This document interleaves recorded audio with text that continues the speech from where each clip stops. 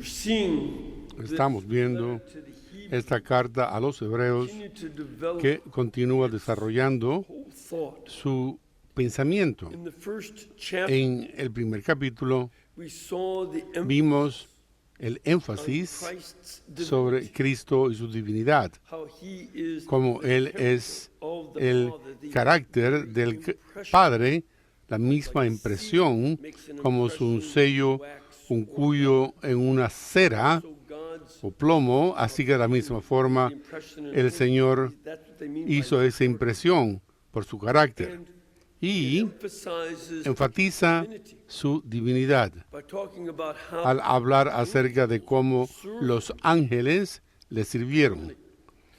Aparentemente había algunas personas entre los recipientes de esta carta que parecían haber pensado que Cristo era un ángel y no Dios. Y como tal, comenzaron a hipotizar que Él era algo menos, no era un ángel. De hecho, decía, como se impresiona en el capítulo 6, los ángeles de Dios le adoraban a Él. Esto es algo muy importante porque, como saben de los mandamientos, adorarás al Señor tu Dios únicamente. Los ángeles de Dios pueden adorar tan solo a Dios. No pueden adorar a nada más o nada menos que Dios. Y ese gran énfasis sobre Cristo, que era superior a los ángeles y tener un nombre superior, es algo que se nos hace ver claramente en el capítulo 1, pero aquí en el capítulo 2 vemos por qué esto fue un problema tan grande para los recipientes de esa carta. Es humanidad suya. De hecho, a veces escuchamos a San Pablo hablar acerca del escándalo de la cruz. Es el escándalo de la encarnación misma que está en juego, que tantas personas encuentran difícil comprender que Él es Dios, que Jesús es Dios hecho hombre. Y es por eso algunos fueron a otro extremo y dijeron, sí, Él es Dios, pero solamente lucía serlo, no en realidad humano. Y por eso es que dice aquí que ya que los hijos compartieron la sangre y la carne, Jesús de igual manera compartió con ellos. La tentación era seguir las ideas del Dios pagano. El Dios pagano, a muchos de ellos, sobre todo en el panteón griego y romano, frecuentemente tomaban forma humana. Parecían humanos, pero era natural que las personas que vivían en ese mundo se sentirían tentados en pensar que eso era lo que hizo Dios. Jesús era como Dios, pero que miraba a ser como un ser humano, pero en realidad no era humano.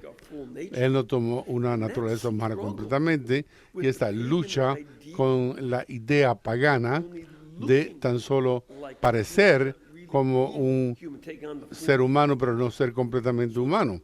Por lo tanto, eso tuvo lugar en ser humano. Esa tentación siguió regresando a lo largo de los próximos cientos de años después de la época de Cristo y de la escritura de esa carta en los años 60 a 80. Se dice que solo él tenía una naturaleza. Se decía que solo tenía una voluntad, la voluntad humana, y otras variantes de esto, de la denegación de su totalidad humana. Y aquí vemos que él compartía esa carne y sangre, o como dijo San Juan, porque leímos de Hebreos a 1 desde la época de la mañana de Navidad, que la palabra se convirtió en carne y es verdaderamente humana. Y esto es algo que es necesario en esta parte de lo que Hebreos está tratando de lograr. No solamente era verdaderamente humano, no estaba jugando como los mitos de los dioses paganos, de lo que enseñaban. Y otro punto de los dioses paganos es que cuando parecían humanos, era únicamente casi siempre que algo que tenía que ver que con algún misterio del ser humano que tenía lujuria por había necesidad de vengar ellos u otra cosa parecida. En contraste contra esos mitos, lo que vemos aquí en las Escrituras es que Él compartió en la carne y en la sangre para que Él pudiera destruir a aquel que tiene poder sobre la muerte y liberar a los que tienen miedo a la muerte por haber sido sometidos a la esclavitud toda su vida. Esto es algo que es otro motivo para reflexionar sobre ello. El sentido de que el temor de la muerte nos somete a la esclavitud. Muchas personas no saben cómo lidiar con la muerte. Es una inscripción muy común en las tumbas romanas era, y cito, yo no, yo fui, y ya no soy, y no me importa. La vida era fútil para los paganos, para que no existieran. Lo hice por un tiempo, yo no existo ya, pero ¿a quién le importa? Y no veían nada de importancia después. Y por lo tanto todo lo que tenían era esta vida. Y cuando uno piensa acerca de tener esta vida ahora y las cosas de ella, entonces es que fácilmente uno se puede volver en una persona temerosa del dolor. Sin embargo, uno usa drogas, alcohol para callar ese temor.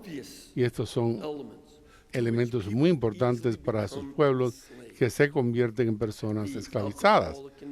El alcohólico, el drogadicto, habla sobre la esclavitud cuando están tratando de salir de ello. Se describen cuando están atrapados, pero una vez que están dándose cuenta de cómo esto los está destruyendo, entonces experimentan la esclavitud y su incapacidad para sobreponerse al poder del alcohol y las drogas. Sin embargo, también se tiene a muchas personas que están aterrorizadas de la soledad en esta vida. Quieren estar con alguien e irán de una mala relación a otra. Las relaciones son buenas, dicen, pero con facilidad pasan de una relación a otra utilizando a otros y típicamente son tan manipulados como la otra persona. Y es por eso que escribió una canción llamada Adicto al Amor. No, él sencillamente no sabía, no tenía un vocabulario suficiente, no quería mencionar lo que estaba diciendo, sino que estaba adicto a la lujuria y se convierte en algo mutuamente manipulado. Y la gente utiliza una a la otra y se atrapan en una variedad de efectos negativos. Es fácil convertirse en una persona adicta a las posesiones, el tener muchas cosas, dinero, y olvidarse que tanto como uno pudiera tener, uno puede utilizar parte de eso para hacer una meta. Si uno quiere hacer esto, tiene suficientes miles de millones. ¿Por qué quieren hacerlo? Bueno, pues porque después de un poco de tiempo nadie va a ver su ataúd más. Uno de mis relatos favoritos es la señora que amaba a su perro y su Mercedes. Y por lo tanto, ella compró 3 and she was buried in the Mercedes terrenos en and el had the dog put to sleep and buried next to her. cementerio, uno para su perro, y mi palabra favorita es que estaban cavando 6 pies para poder llegar a poner el automóvil, que era el segundo, eso es el segundo lugar donde iba a depositar algo. Eso sí es vida, decían. Ese automóvil podía producirse más que una sepultura. Ese tipo de temor de la muerte, que uno quiere llevarse lo que puede, es un sueño imposible.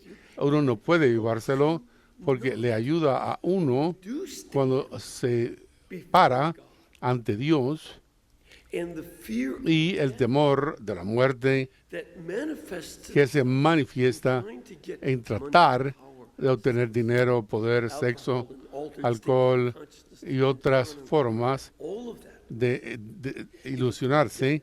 Todo eso es un temor de la muerte que nos somete a diferentes tipos de esclavitud. No es que hablamos de nuestros políticos, que a veces se convierten en personas tan adictas al poder que venderán su vida por más tiempo para estar junto a las personas que tienen dinero y poder. En Washington y en otros lugares, por ejemplo, mientras más tratan de tomar esos valores para complacerse a sí mismo, más preocupados estarán con ellos y el poder y por supuestamente el bien de la nación. Es fácil tentarse para la esclavitud falsa, y eso sucede a todos los miembros de los partidos. Entonces, no importa qué partidos son los políticos, lo hacen todo, en todas partes del mundo. Como se dice, no ayudó a los ángeles, no necesitan su ayuda. Los buenos ángeles ya son redimidos, los malos ya han sido condenados, no puede cambiarse nada. Así que Él viene para los descendientes de Abraham y se convierte como en sus hermanos en todas formas, excepto en el pecado. Es una forma que es diferente de nosotros. Por eso esta es otra tentación en el mundo moderno. Uno lo ve manifestado en una serie de lugares. Por ejemplo, Nikos Kazantzakis escribió una novela que se llama La Última Tentación de Cristo, que se convirtió en una película. ¿Y por qué fue excomulgado por esa novela? Pues porque él describió a Cristo como que tuvo una tentación que provenía de adentro de uno mismo, a la lujuria de María Magdalena, que fue algo interior. Y decían, bueno, fue humano, sí, fue humano, pero no tuvo el pecado original, ni ningún otro pecado. No tuvo pecado original porque era tener deseos desordenados que venían dentro de uno mismo. Cristo no tuvo un deseo original, así que no tenía tentaciones desordenadas de los deseos que provenían de adentro. Todas sus tentaciones provenían de afuera de él. Sí, él estuvo tentado por el diablo, por San Pedro. Cuando Pedro dijo, no hables del crucifijo, de las tentaciones, vente para atrás de mí. Fue tentado por la multitud que querían hacerle rey si le daban más pan. Querían cosas, y si han de obedecerle, él entonces encajaría en su esclavitud para darles cosas nuevas y gratis. Fíjense, yo les daré ser mi gobernante, seré un esclavo de ti, y si me darás más cosas. Así que no quiso ser tentado, sino desde afuera, no desde adentro. Y es por eso que, al igual que nosotros, es excepto en el pecado. Y esto es algo que es extremadamente importante para el mundo moderno comprender, como lo ha sido desde la época antigua. Ser pecador no es la esencia del ser humano. The truth about La verdad humanity acerca de la humanidad es revelada más hacia la lujuria por Jesucristo, que es sin pecado original ni es real. Su pecaminosidad nos dice lo que quiere decir ser verdaderamente humano. Y eso es lo que aprendemos acerca de la humanidad y sobreponiéndonos al pecado, lidiando con la lucha contra la esclavitud del pecado. Y eso es lo que significa ser humano, como ser como Jesús. Y ver eso no como tantas gentes dicen, bueno, eran todos humanos y eran esclavos del pecado. Sí, pero no es ahí donde nos detenemos. Queremos liberarnos. Y eso es exactamente porque Jesús, nuestro Señor, dijo en el Evangelio de Juan, si tú te conviertes en mis discípulos, conocerán la verdad y la verdad los liberará. Que esa libertad de la esclavitud, del pecado y del temor de la muerte es precisamente lo que Cristo es capaz de mostrarnos. Esto es su tarea para nosotros y a consecuencia de que se convirtió en uno de nosotros, se convirtió en un ser humano, se convirtió en el sumo sacerdote que podía brindar sacrificios para nosotros y poder ayudar a aquellos que fueron tentados por lo que Él sufrió. Él pudo resonar con nosotros y es por eso estamos hablando de aquellos que son esclavitudes al alcohol y las drogas. Es en la cruz que Jesús es ofrecido, el que se le da vino con mirra, que es una forma de matar con el dolor. Por su rechazo es como Él gana la gracia de poder tentarse a las adicciones. No importa lo que la droga pudiera hacer, Él tiene la fuerza, como todos los alcohólicos que yo conozco, y te dejan claro cuando empiezan a recuperarse. Yo no tengo manera de sobreponerme a la sexualidad, al alcohol, a las drogas o comer demasiado. No tengo el poder, pero Dios es más poderoso que mi adicción. ¿Y dónde es que Cristo encuentra la fuerza? Bueno, cuando Él pasa por toda su vida y ve que en cada paso que Él nos ha dado la fuerza para convertirnos en santos, tan santos como Él lo es. No podemos hacerlo por nuestra cuenta, pero Él puede hacerlo posible.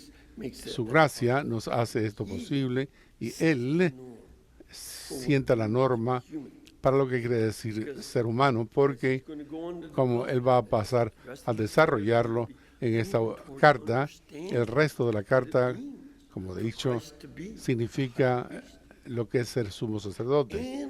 Y la víctima, que con frecuencias tendremos que escuchar hasta la última parte de esta epístola.